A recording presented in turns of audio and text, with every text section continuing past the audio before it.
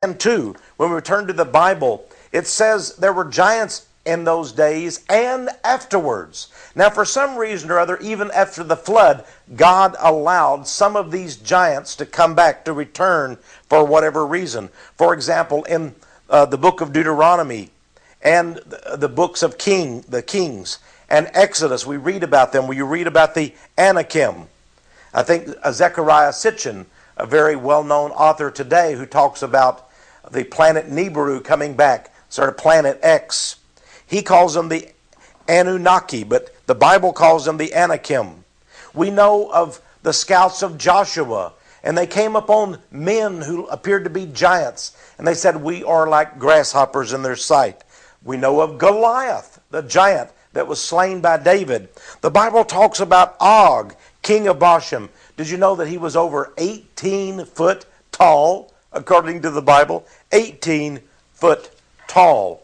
Yes, these were mighty men, but they were more than that. I believe they were men whose blood was tainted, and maybe God, for punishment, turned them into beast. Half men, half beast. Look at all of these mythological creatures, the gods and the goddesses, and the creatures with their supposedly supernatural powers that the ancients tell us about. And many men today are now writing books and occult histories, and they're writing of these mythologies, and they're telling us these gods and goddesses are going to return again, even in the form of interplanetary extraterrestrials. Here is a picture of Mithra, Diana, the Hindu goddess Kali, the Hindu deity Ganesha. There's the Hindu god Krishna. Here we have a half man, half beast. We have Medusa, the goddess whose entire head or scalp was full of serpents or snakes.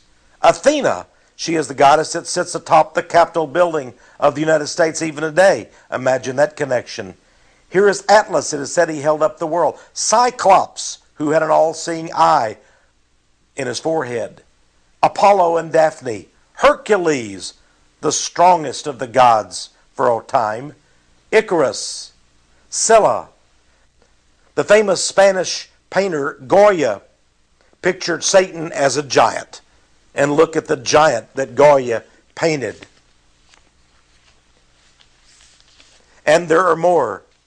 Here from an ancient occult book is Pan, the horned god with cloven hoofs and a face like the sun and horns. And notice he's playing his bagpipe. And to the side of him is, of course, the star. He is a fallen star, we're told. Here, yet again, is another strange creature, Pan, god of the forest. This is in the National Library of Paris, France.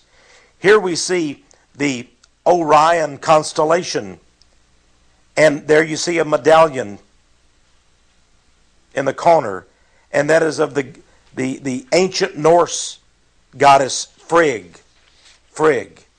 Here we have other cloven hoof angels and a Latin inscription. These angels are very common in Freemasonry. Notice, if you will, please, their cloven hoofs and what appears to be some kind of a serpentine lower half of the body. Are these not fallen angels? From ancient Babylon, we have these bulls. Notice the head of the man, body of the bull, and they're winged creatures as well. Here we have a sphinx-like creature. Then we have Anubis, the jackal-headed god. Baphomet, whom it is said the Masons and the Knights Templar worshipped. Look at the star in his forehead. We have the Minotaur and many other mythological creatures.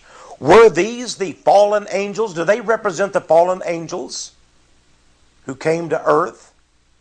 And is planet X indicative of these creatures? Recently, Mason. In fact, he's the cameraman for this production today. Gave me a copy of this book. He said, Tex, you will find this very interesting. It's called The Ultimate Alien Agenda by James Walden, a doctor. It talks about the re-engineering of mankind. If you look very carefully at this book, you'll see the eye of the serpent and the scaly green appearance of the book. It's interesting. He says about the aliens that are coming and supposedly abducting women with their UFOs and their spacecraft and so forth. He believes they are aliens that were once here who seeded men on earth. And the author says that must be why he is so drawn, attracted to serpents.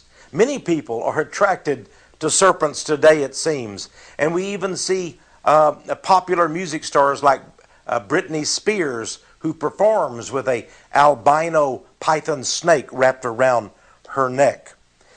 It was thought that the great gods and goddesses, the sons of God, the fallen stars, it is said that they represented the mighty serpent because he was the serpent of wisdom, and they too are like serpents of wisdom. Tertullian, one of the early Christian, one of our forefathers, you might say, stated this. He said, the dragon, or Satan, became the supreme object of worship of the pagans. He said that Satan, in the form of the dragon or the serpent, occupied a prominent place in the Egyptian mysteries and also those of Greece. These heretics, said Tertullian, magnify the serpent to such a degree as to prefer him even to Christ himself, for he, say they, gave us the first knowledge of good and evil. So we see then who is really represented by the fallen angels. Is it not the serpent? Is it not the devil? And yet we're being told that there's a planet coming from outer space headed this way. And when it comes, there might be not only incredible planetary changes on this earth in the form of catastrophe, but that aliens from outer space, entities that were once here before as gods and goddesses, and the giants, the Nephilim, they're back. They're back. And they're here because they love us.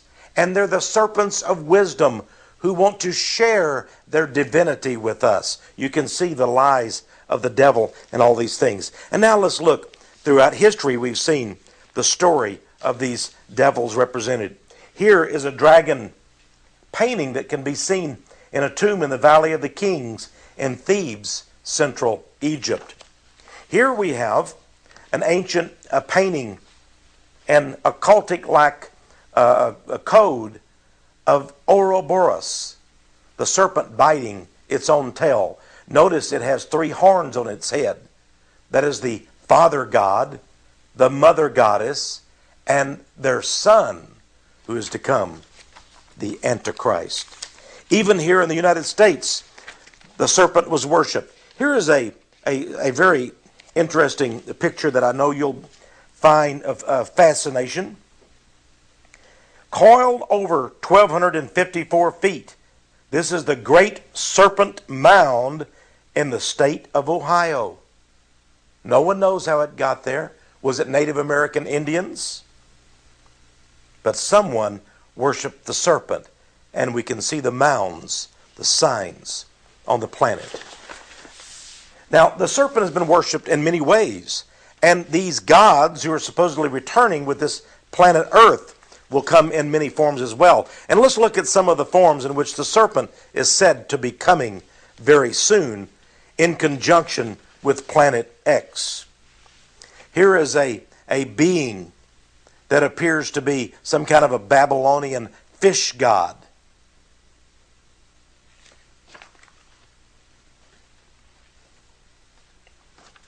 Here we have the Egyptian goddess Isis. Notice the small fish tail in her headdress. And here we have the Babylonian god Yanes. That is spelled O-A-N-N-E-S. Yanes. He was a fish-tail amphibious being from the heavens. The Babylonians said he founded civilization on earth. Yes, they say the aliens from outer space founded mankind's civilization, brought us great cities, brought us the monuments, even the Tower of Babel. Notice the fish headdress. You'll remember the Philistines. King Saul was killed by the Philistines, and they cut off his head, and they took his head into the temple of Dagon. And who was Dagon or Dagon? Well, here we find examples of Dagon. Dagon, in fact, was Janus, the fish god of the Philistines. And by the way, if you want to see the